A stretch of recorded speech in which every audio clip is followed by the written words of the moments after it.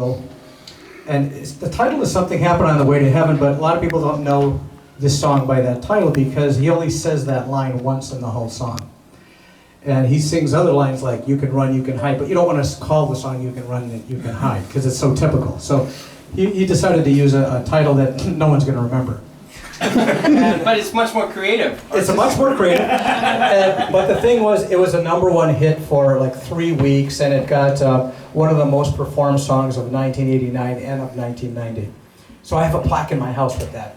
It says, "Thank you, Phil, for buying my house." Because it is amazing when a song is a hit song, it makes quite a bit of money, and even as a 50% co-writer, you know, it's a nice, and then I think about all the songs he wrote on every record, you know. It's unbelievable. So anyway, that's what this song is. And is this the last song? Yep. So I think it is. I think it is. Okay, well, you've been fantastic. This is great for me because I've never done this before, played in a house concert. I played in my house, but I've never played a house concert, and he's done a lot of these, and he said the audience is very close. You're right. I have to say sometimes, but it's pleasurable. Sometimes I find smaller settings actually more intimidating. But I didn't find this intimidating at all because it just feels like you're all here for us and for this reason, and everybody knows him. Yeah. And I have to say it's a real pleasure playing with these guys as well. I mean, you know, I don't ever look at it like, oh, you know, I'm playing with Phil Collins and Genesis. And when you play with good musicians, it's good musicians. And it's just as good as playing with anybody else. So you just, I mean, the thing is, people like Phil are extraordinarily talented musicians, and he's someone that can't even read music, but he comes up with the best songs. And he just is an intuitive player, and there's a lot to be said about that too. But there's great musicians that can read music, and there's great musicians who cannot read music. And I come across that all the time. The Phil Collins band, most of the guys in the band and girls can read music, and some can't. But it never distinguishes between that's a good musician and this isn't. So either way works, and I'm kind of in between. I'm a very poor reader of music. I can read music and I can write it, and I write for orchestra as well as the band, but it's very hard for me to sight read music. It's like, you know, you just have to do it all the time. If you don't do it all the time, it doesn't happen. It doesn't come natural. And the horn players in Phil Collins' band, they can read a chart the first time. It's just unbelievable that they can do that. And when we did the big band, we did a Phil Collins big band, and he was a drummer just in the band, Phil, and he can't read music. And he's a fantastic drummer, so he had to write his own kind of charts. They're not like music notes, they're just things go diddly diddly bah, or bish, or bam. He goes like, that's how he writes it. And so one time we were rehearsing, and he got a little frustrated. He goes, God, I can't remember that, I forgot that part. And the trumpet player, Harry Kim, he's a fantastic trumpet player, came up and said, Phil, just think how well your career would have gone if you'd have learned how to read music. So, he really, the whole band just broke up, the whole big band just broke up. He's the guy doing the best, and he can't even read a note of music. But he's fantastic. Anyway, and so are these guys. So a round of applause for them as well.